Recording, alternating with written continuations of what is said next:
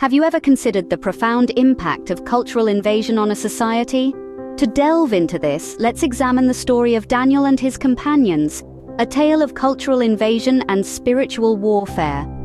In the year 605 BC, King Nebuchadnezzar of Babylon led his army into Judah and besieged Jerusalem.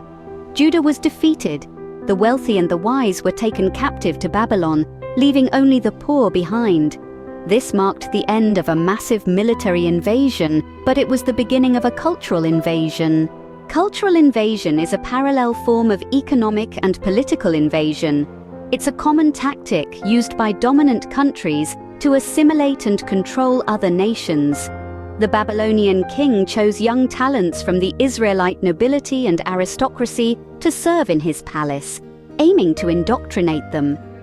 This ensured that the people of the defeated nation would remain loyal to the Babylonian dynasty, while also maintaining a steady supply of talented individuals for administration. The Bible records that they were first provided with superior living conditions, followed by an education in the Chaldean language, helping to infiltrate their culture, education, and customs. The chief of the eunuchs also changed their names, some of which were derived from pagan gods. Names are a mark of identity, and this helped them forget their native faith and culture, assimilating them in self-perception.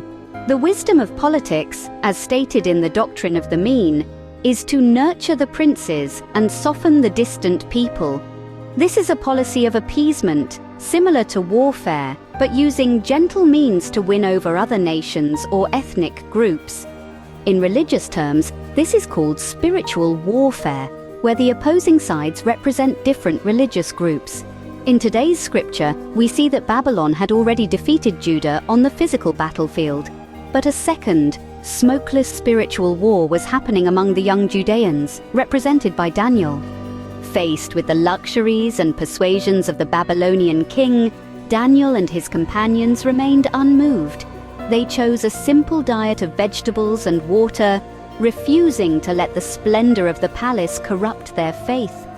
Some may question this, thinking, what's wrong with enjoying finer food? They fail to realize it's not about food, but about faith. The Mosaic law divided food into clean and unclean categories, and God's faithful servants had to distinguish themselves from unclean dietary habits.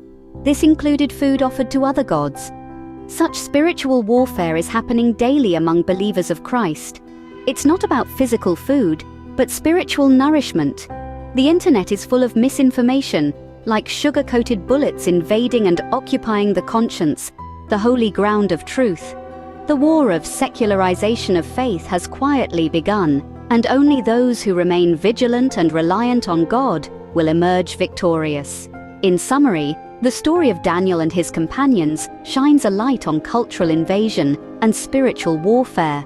It teaches us about the subtler ways in which our faith and culture can be threatened, and how staying true to our beliefs can help us resist such invasions. This tale serves as a reminder that we must always be vigilant and rely on our faith to navigate through the spiritual wars we encounter in our lives.